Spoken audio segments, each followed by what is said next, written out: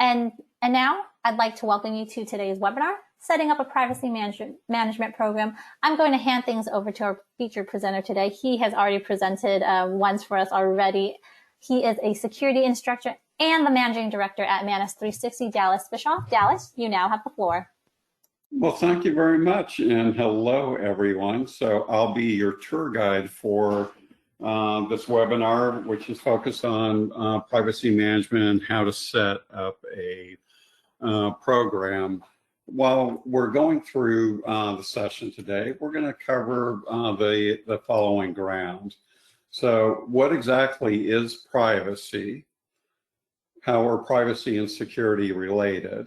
What is privacy management all about? Are there privacy frameworks? What does a privacy professional look like? And can a company have a privacy certification?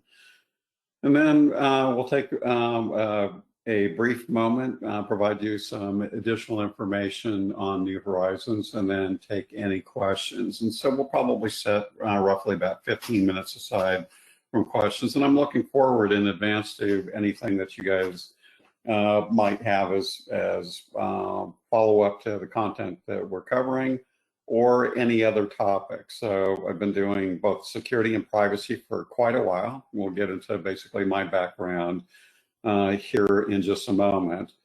But there's a number of different things that we'll go through. One of the things that we will end up talking about when we get down to can a company get a privacy certification is the ISO certification that's recently available that a number of organizations are looking at. And one of the very first companies to actually do that in the United States has been Microsoft. And I'll explain the background on that and why they took that approach to doing things. So first of all, a little bit about me. So I think the easy way to explain this is I'm highly credentialed. I've been doing privacy-related management stuff for over 10 years. I've been doing information security stuff for over 40. And one of the things that most people will tell you about my ability to actually either teach or do consulting work and stuff is that I really focus on trying to keep things simple. When I'm teaching, I joke frequently with classes that any first-year professional can make this topic seem complicated, and that doesn't really help anybody along the way. So in the world of ISO, I'm certified as an instructor and a lead auditor for 9001, which is quality management, 20000, which is service management, 22301, which is business continuity management, 27001, which is information security standard. All of those standards, though, have the ability to interact with privacy data. And so there's a lot of things I do in privacy management where I reach over into other worlds and basically help clients understand how to do stuff. The three things that I do largely is if I'm not teaching, I'm largely doing implementation work. I'm doing probably less direct audit work, although now it'd be 2 weeks ago, I was actually up in New Hampshire actually doing an ISO 22301 audit. With IC Squared, I'm one of the original CISSPs. I've got a I'm roughly number 1200. I've got a 5-digit IC Squared number. I'm the author of the Certified Authorization Professional course, which would be Federal Information Security, which includes privacy considerations. That's becoming a growing area. Cloud security, so I'm very familiar with the cloud standards and requirements related to privacy management and how a cloud service provider actually extends privacy management out to their customers. And then the last one is a healthcare information security and privacy practitioner cert, and I teach that. In addition, on the last one, I was the author of the governance and risk management domain for that. In ISAC, I hold all of the certifications or the big core certifications that they've got, including the brand new one. So the Certified Data Protection Systems Engineer cert we'll talk about a little bit later on. IEEE biometrics is clearly a privacy-related activity, and there are different regulations and stuff that are associated with it. And while IEEE no longer offers that certification, the things that I understand about biometrics on modalities and stuff have been very helpful for me professionally, and biometrics is a regulated privacy consideration, especially like in the state of Illinois, a couple of other places in the world. And then for the International Association of Privacy Professionals, or CIPM, so it's Certified Information Privacy Manager, and a Certified Information Privacy Professional, and I teach those curriculums as well. And then Amazon Cloud certification. There's other certifications I've had over time, but these are the ones I kind of represent and stuff. And again, I'm either teaching the stuff or doing consulting work associated with it. All right, so let's enough about me. That basically just says I'm well qualified to discuss this. Let's talk, a little bit about what is privacy to start with. And the first thing that's important to understand about privacy, whether it's you personally or understanding how you're interacting with your customers and the regulators and stuff, is privacy is best thought of, or certainly can be thought of, as an asset. And just like any other asset, it has a sense of value to it and needs to be protected, because there are ways to actually adversely impact that. And so you may think, it's kind of an odd way to start about a conversation about privacy, characterizing it as valued. But let me point out the following. So if you take some of the social media companies, and many of you probably have social media accounts and stuff, and you'll probably note that they don't charge you, they provide you a service to be able to interact with folks and determine to what degree you want to share information about yourself or not, and stuff, but they don't charge you for that, because the user agreement that you clicked through, which is called a click-through agreement, basically gave them permission, so I'll try and see if I can help you understand what the click-through agreement did, because I can't recall the last time I talked to somebody other than an attorney who's actually read through one of the click-through agreements. Effectively says that they're able to collect information on you and trade on that information. So when I say that privacy is an asset, I'll point out that Facebook or Google and some of the other companies have not been around that long, and now they're some of the highest valued companies on the planet. They have those revenue streams because they understand personal information about you. All right, so the kind of the joke related to this inside the industry is, if you're not paying for a service, you're not the customer, you're the product. And there's nothing more true about that than in this regard. So because of that, how you basically make decisions and how you honor your obligations related to privacy. If I'm going to provide my information, which is representation of privacy, then effectively what happens inside the marketplace is that entities are able to determine through predictive indicators information about you, even without knowing who you are or asking you direct questions. How you do things, what types of products that you buy, and different things say a lot about you. So, so I'll tell you, and please don't hate me for it, I'm a lifelong Republican, but I am a lifelong individual who appreciates talent. And if we go back to the second term for Obama, because we've got a national election going on right now, I'll tell you that a number of folks would have predicted that because of economic conditions and a couple of other things, there were a number of historical indicators that basically postured that Obama should not have actually gotten elected. And they knew that they were in trouble at that point in time, and that there's this whole concept of big data.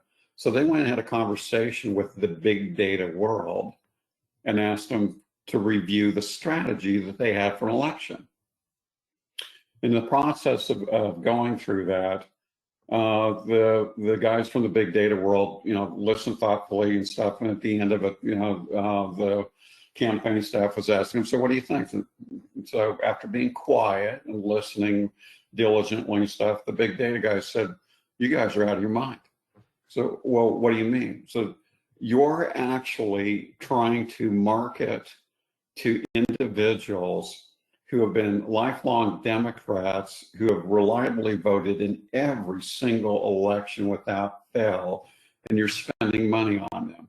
Let me tell you, as a matter of habit, and there's a marvelous book called The Power of Habit from Charles Duhigg that would help you understand a lot of this better. So, and again, so as you're exchanging privacy information, you're telling people about information about you that they can use to calculate different things, like in the margin of your browser, what are they going to attempt to sell you next inside of here. So back to the Obama story. The big data guys are basically saying you're wasting your money. So that individual is going to vote for you whether you spend money on them or not, because that's their habits and their profile that's associated with it. In similar fashion, you're trying to spend money on Republicans to get them who have voted reliably on every single election for the last 20 years, and you're trying to get them to change their votes, and that's not going to happen. People aren't that way. So, well, okay, we think we understand that. What do you recommend? We recommend that you find all the people that are likely to vote Democratic who have irregular voting patterns. And then we recommend that you use social media to find out who their friends are, who are reliable voters. And we recommend that you get their friends to go pick them up on election day and take them to a polling place, right? And some of the things, so when I say that the things that your habits and the things that you do and the things that are privacy elements about you as predictive indicators started translating into things like individuals who go to Olive Garden are more likely to vote Republican, and people that dine regularly at Red Snapper are more likely to vote Democratic and stuff. And so all of those attributes, and some of the privacy, or basically some of the big data companies out there, whether you are aware of it or not, are collecting as much as more than 2,000 data points consistently on you to figure out who you are. Okay, because of that, now we have regulations about privacy, because clearly that information can be used against you, and there's lots of interest in that data. One of the reasons why databases get hacked is because of the data in there and the things that you can actually determine from that. Everything from credit card information, but also a lot of predictive indicator and stuff.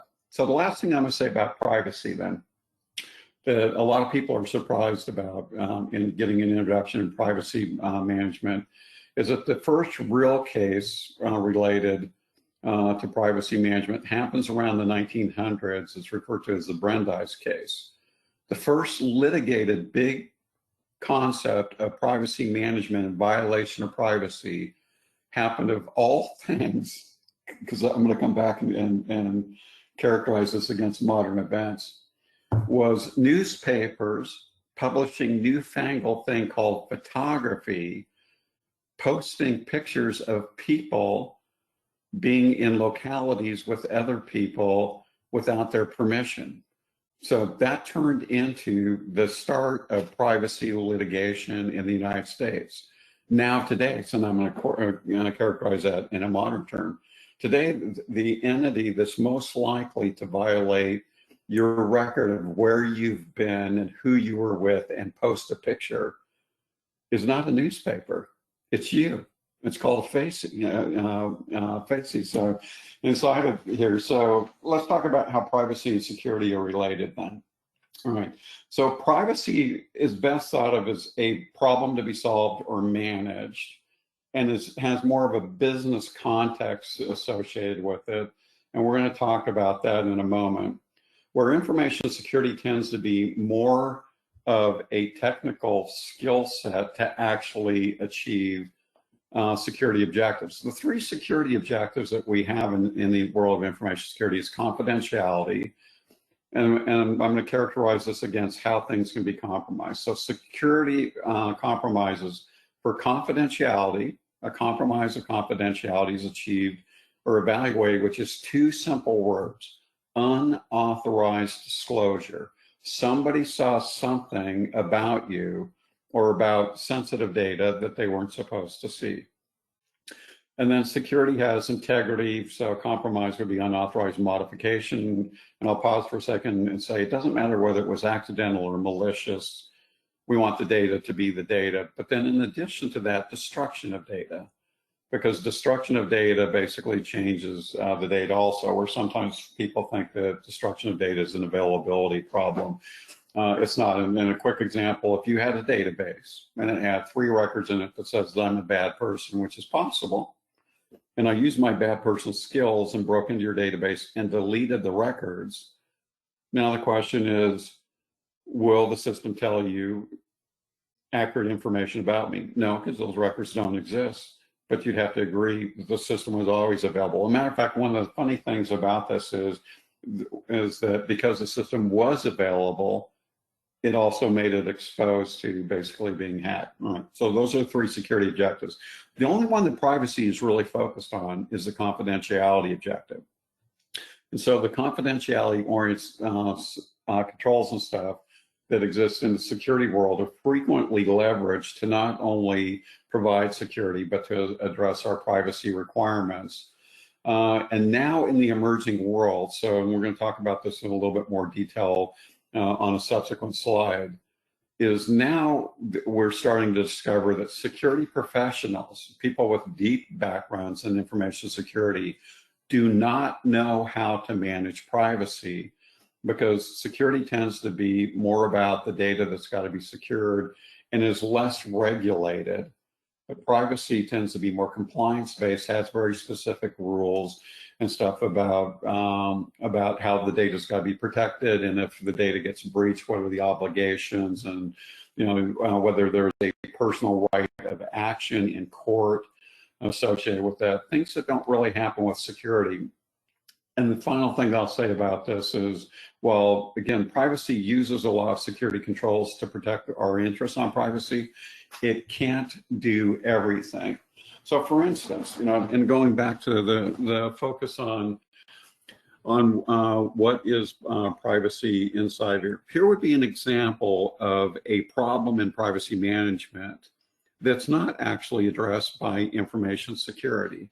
So of late, there's been a move in legislation to require what's called a right of erasure or right to be forgotten.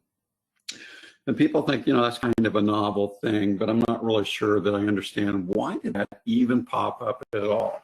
And because again, now if we go back to the fact that your privacy or the data about you is really a reflection of a personal asset, legislation now has moved to the point where the individuals, if I'm going to provide my privacy data to you, you have an obligation to protect it, and that is a matter of law.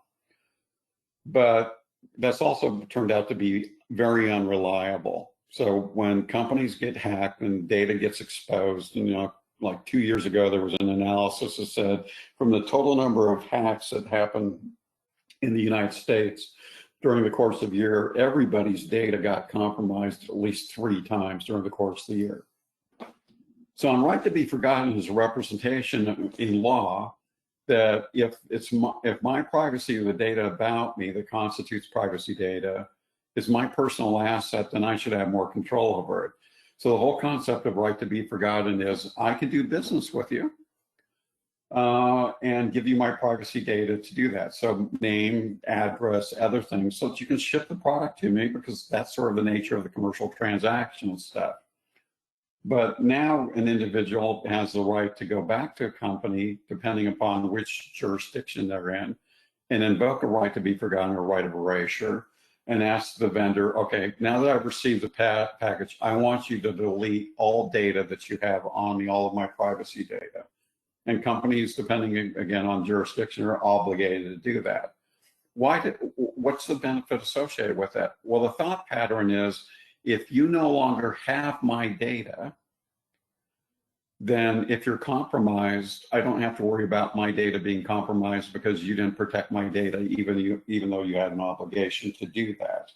So that's created some interesting scenarios, including the following, which has been very problematic for a number of businesses in terms of privacy management. So you contact me, you want to establish a commercial relationship, you want something that I sell. I establish your identity, I basically transact that business with you, I ship it to you. You contact me later and say, I'd like to invoke a right of erasure. I notify you, okay, I've deleted your data. A few weeks later, or whatever time frame, you may turn around and then contact me again and say, I want to do business with you again, and now we're going to do it all over again. And so for a lot of companies, that's turned into an interesting issue about how do you actually manage those types of scenarios and stuff inside of here. So let's move then into what privacy management is all about. Privacy management is really an obligation for companies and customers both, right? So the important thing to understand in privacy management is that companies have obligations, but the customers also do as well. So there's a little bit of business side of it, and then there's a little bit of customer management side about how we go about addressing this.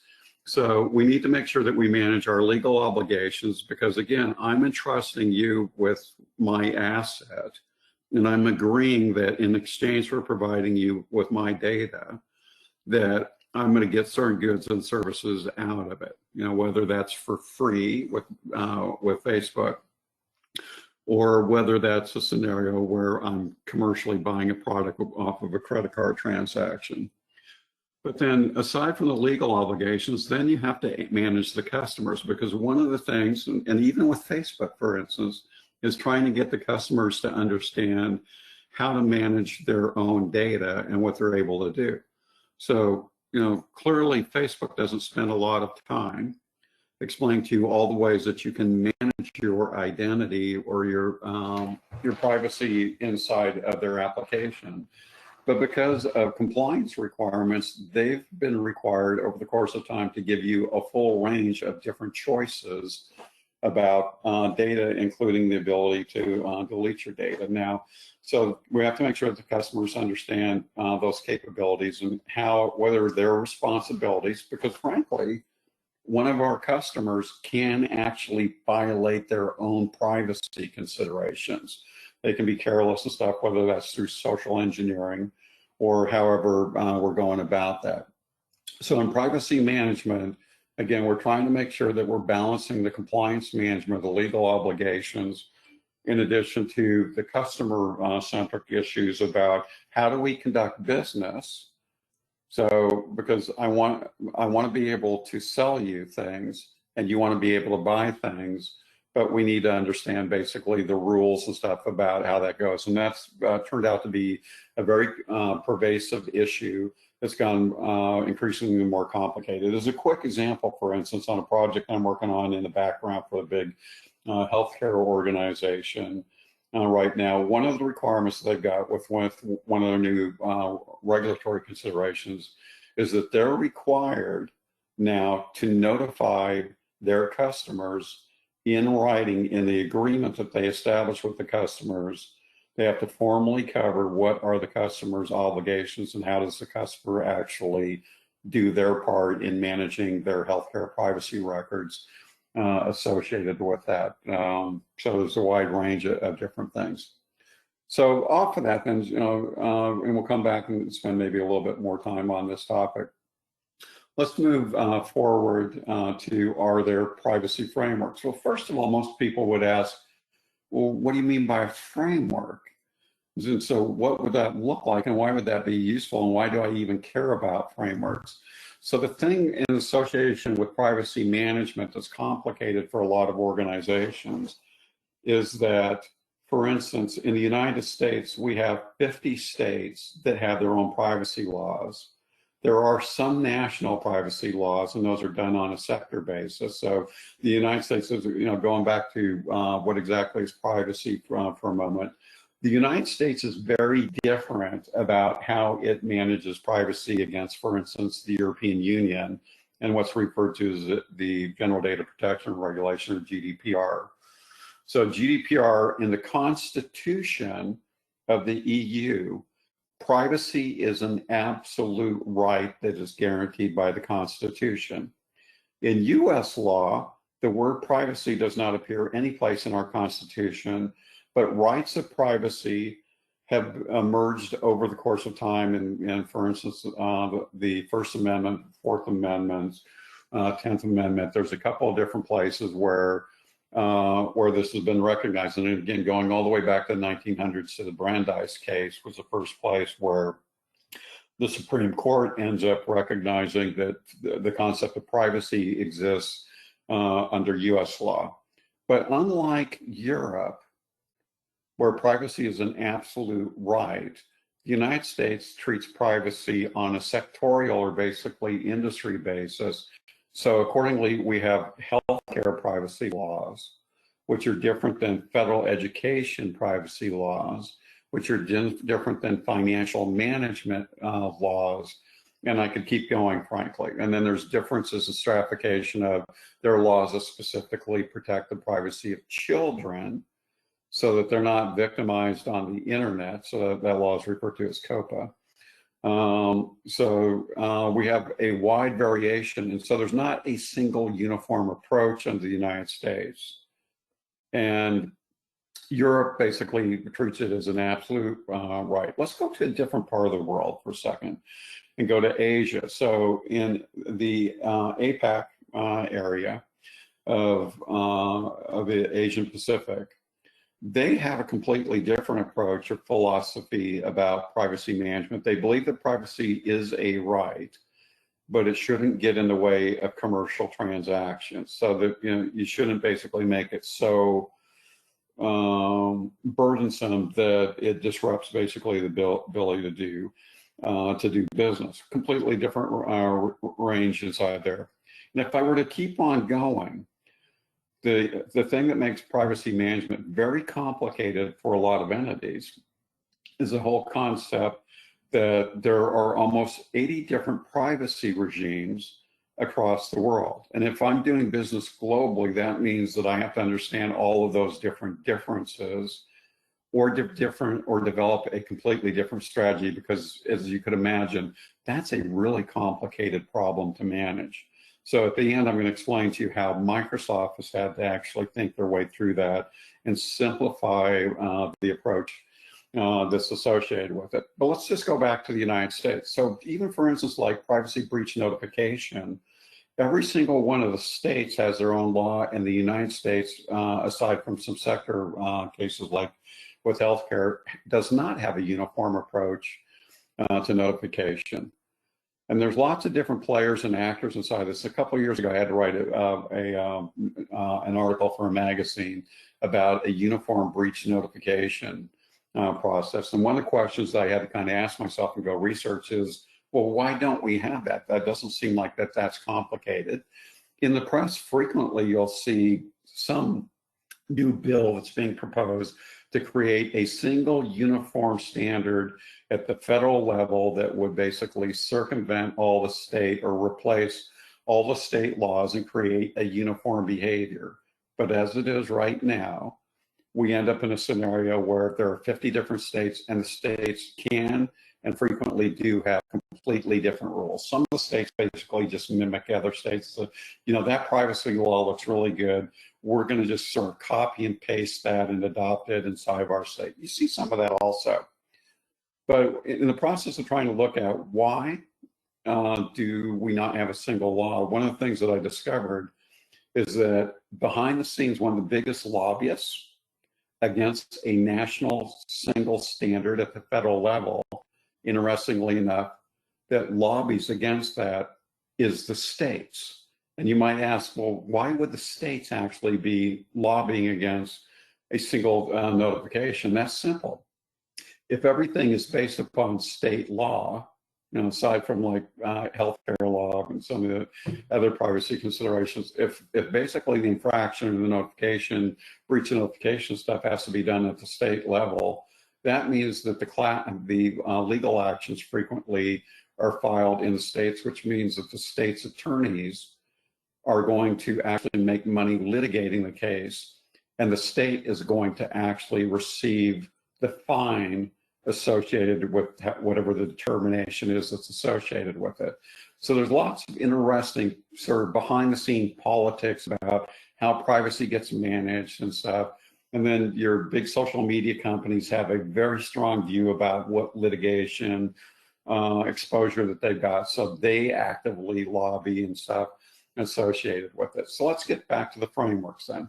So what are a privacy framework? A framework is basically a way to glue things together. So I can take different states or different approaches and different considerations and things like risk management practices and have a privacy framework that allows me to think about privacy one way and take into account all the different permutations or ways that privacy presents itself inside the marketplace. And these days, there's a couple of, let's say, sort of common or classic ones.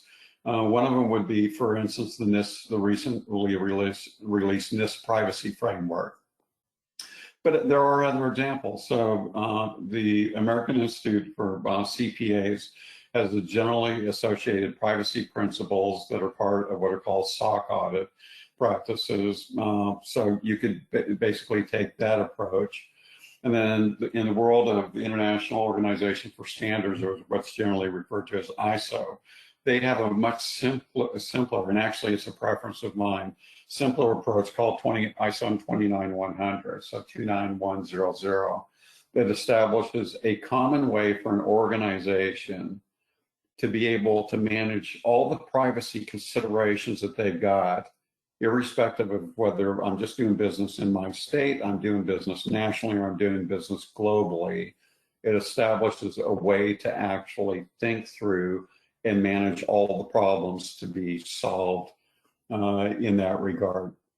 So I'll tell you that Microsoft uses the ISO 29100 approach.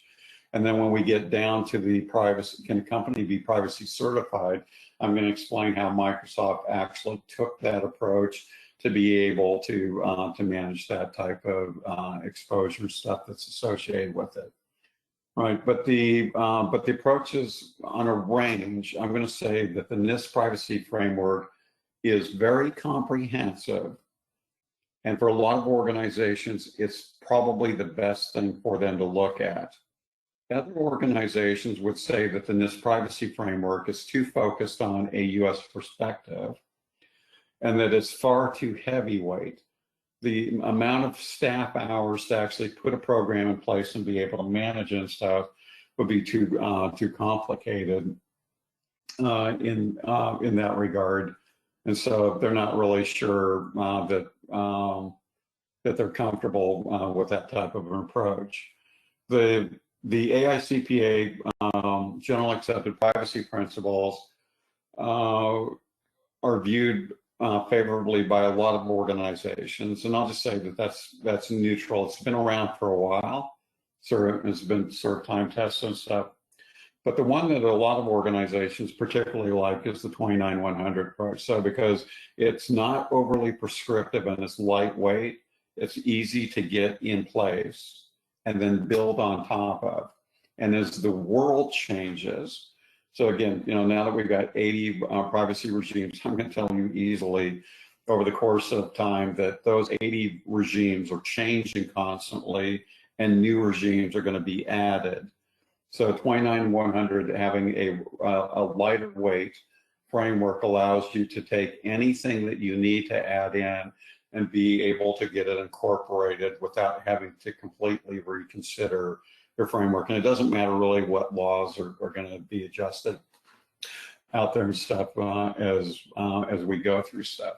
But if you were going to actually put a framework in place, then we'd have to look at an entirely different issue here. So we'd have to look at what types of professionals would we need for this? And one of the early questions that a lot of people are very interested in is, do I have to be an attorney? Because you've got all these compliance requirements, and and law and stuff associated with it? And the answer for that is no, but sometimes yes, right? And it depends upon really what the organization needs.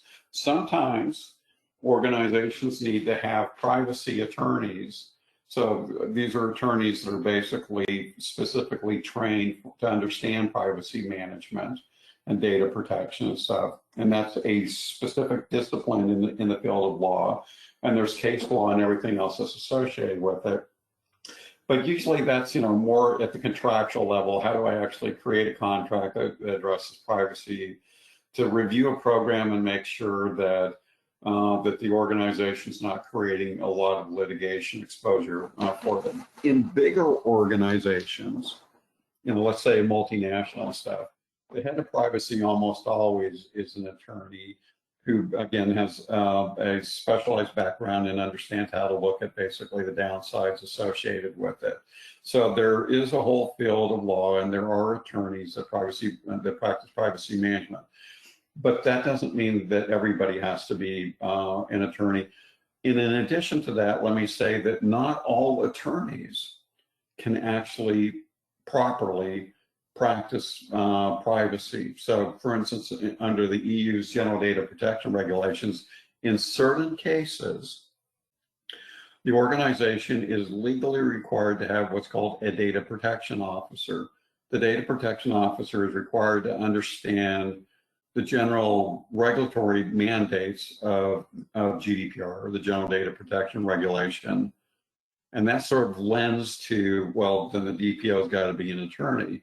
And you can reach that conclusion, but if you keep reading through GDPR on the definitions of what are the prerequisites for a DPO, it also requires that the DPO not only have a legal background, be able to understand how to think through whether you're compliant or not. It also requires that the individual has to have a background in understanding how to protect the data. So there's an information security, technical privacy management aspect about how to do that. Now, in a world of information security controls, we have there's different ways to look at this. But one of them says that basically you have controls that are either proactive, called safeguards, and then you have security controls that are referred to as countermeasures that are reactive.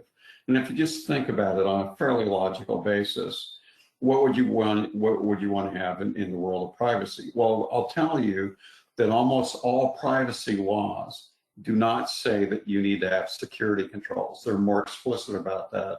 The privacy laws say that you will have safeguards that effectively stop you from losing control over the privacy data, because once you've lost control of it, it's not like you're getting it back. So safeguards are a really important consideration with that. And a lot of attorneys, even a privacy attorney, would not actually understand how to evaluate security controls, which even makes the area of specialization even more complicated. And with the explosive growth of privacy, let me say, since we're on this slide right now, there is not nearly enough privacy professionals out in the marketplace. And the marketplace has a huge appetite. And if you're looking for an ability to, change, for instance, professions, or, this area attracts you and you're trying to figure out, I don't have really any background at all in privacy. Would it even be possible for me to break into the marketplace?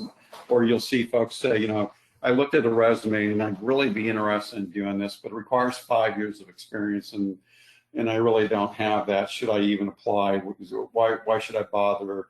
I don't meet the minimum requirements. And the reality is that while the company would like to have 5 years of experience, they're quite likely to end up having to hire somebody with significantly less experience, because there's just not that many people out there to be able to fill up the marketplace and stuff that's associated with it. So that becomes very problematic. So, so let's talk about some of the different roles and stuff that are out there. So, and in this regard, I'm going to take the International Association of Privacy Professionals' view about this. So they have the number of certifications that they have include, for instance, regionally specific certified information privacy professionals. So they have a US specific cert, Canada specific cert. So effectively the individuals being certified or credentialed on their understanding of a geographic area and how privacy laws apply. There's an EU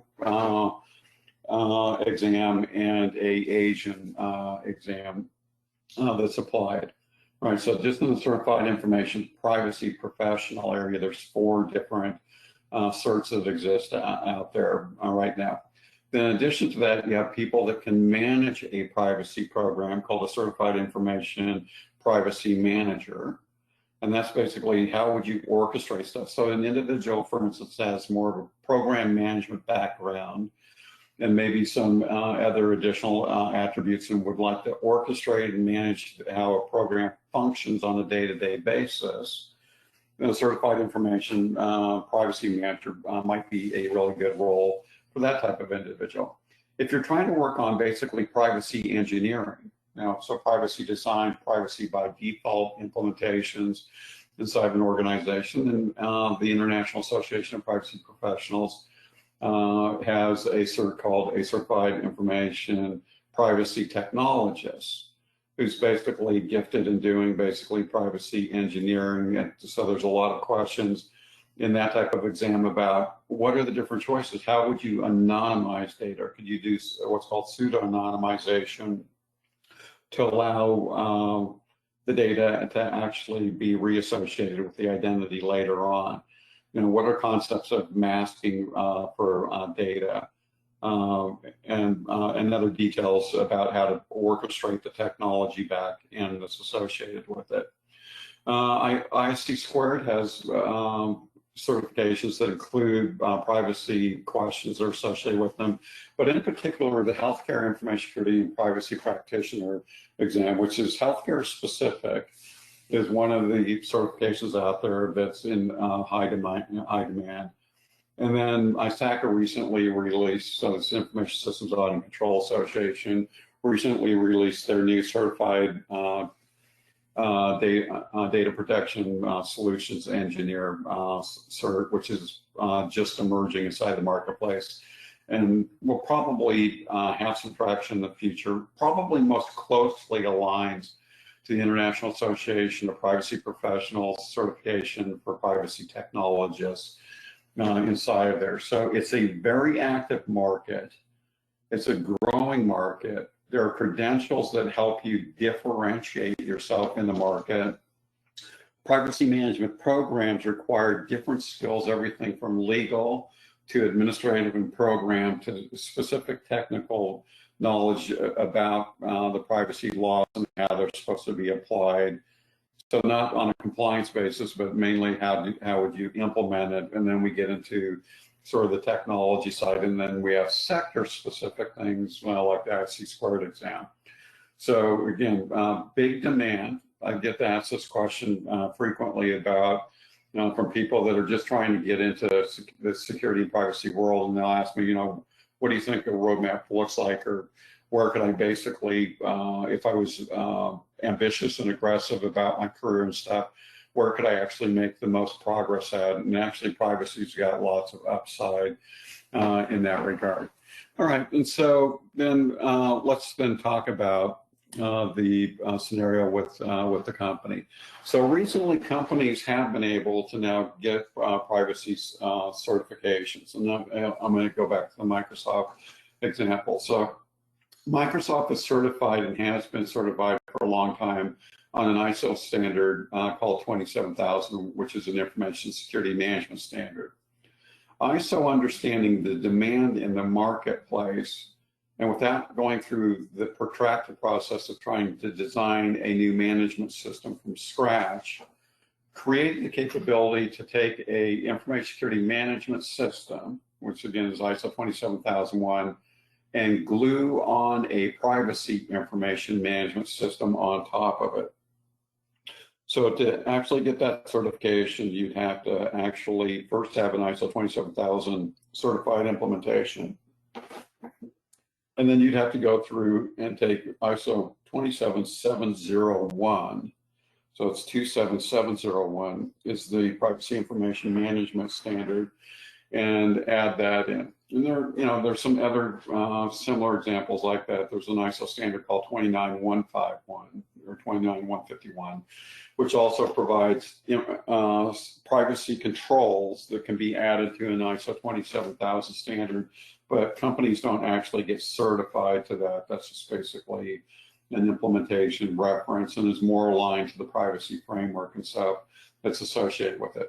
So as I said, Microsoft is now certified to that standard, and effectively the strategy that they took. So let's go back to what's a privacy framework and what are the implications of that. Microsoft clearly does business globally, which means that they have to deal with all the privacy regimes that are out there. And instead of trying to account for each one of them independently, they reached the conclusion that it's less risky, so we're less likely to make a mistake handling privacy data. And this also takes less time and energy to not basically manage everything off on a regime by regime basis. Because frankly, it's not always clear which privacy law actually applies to an individual. I'll make a really quick distinction with this. I can be a US, well, I am a US citizen.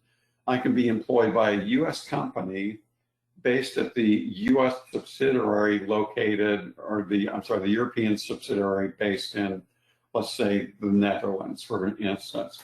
That puts me inside of the European Union. The way the GDPR reads is if I am a resident, so not a citizen, so I'm still a US citizen, and I'm not a Dutch citizen. If I start to reside in the Netherlands working for my US parent company, I am a resident of the EU, and transactions, privacy transactions that apply to residents of the EU also apply to me. So frequently it's very difficult to understand, all right, who are you, what laws apply to you and stuff. That just gets way too complicated, and there are risks of making mistakes in how you're actually handling a record. So Microsoft basically said, screw it, this doesn't make any sense at all. Let's put in an ISO 29100 framework, and then because we're already ISO 27001 certified, let's put in a 27701 privacy information management system, and let's apply it to everybody. And in the process, let's make sure that whatever our implementation of 27701 meets all the requirements of GDPR. And then let's watch for any special, so that's going to become the high bar. And then let's look for any special things like the new California Consumer Privacy Act and see if there's any differences, and add that to the high bar and just secure everything the same way. So we don't have to treat the staff how to handle privacy data and hope that they make the right decisions. We don't have to have different security controls as data moves through different environments, or privacy controls accordingly. And it just makes it a simpler approach in that regard. And at the same time, now we can actually go out to the marketplace and to ensure trust, because again, privacy management is all about managing your compliance obligations, but it's also a customer management thing. I can convey to my customers that one of the reasons why they should trust me is that I actually hold a privacy certification in how the whole company manages data, your neighbor's data, your relatives' data over in Europe. It's always protected the same way. All right. With that, let's go ahead and we'll do a real quick review of some of the opportunities that New Horizons can offer you in that regard, and then we'll take some questions and answers and stuff. All right. Thank you so much, Dallas. Please take a moment to type in some of your questions that you may have for Dallas. And we'll get to them in just a few minutes here. If you are interested in the material that Dallas just presented in this webinar, or if you just really have questions regarding, privacy courses and cybersecurity courses and what we have to offer, please contact your local center for more information. You could log on to newhorizons.com and do a quick zip code search for the center that's nearest you. just so you know, New Horizons has been delivering online courses and classes since 2001, and our facilitators and our instructors are trained to engage our learners and just really encourage class participation throughout the process. So if you have questions, please reach out to your center. As I also mentioned, we are still going strong with Cybersecurity Awareness Month throughout the month of October. Our schedule is up to date on newhorizons.com. So if you are interested in any other webinar sessions we have, please feel free to register and take a look there. And, you know, just another quick reminder that the session is being recorded. So if you wanted to just review anything, pass it along to anyone who wasn't able to join or to share with your colleagues, that will be sent out later to you today. All right, so if you have any questions, please feel free to type those in, Dallas. I'm just seeing if we have any that are coming in before we close out the session here. Give people a couple minutes here to just type in.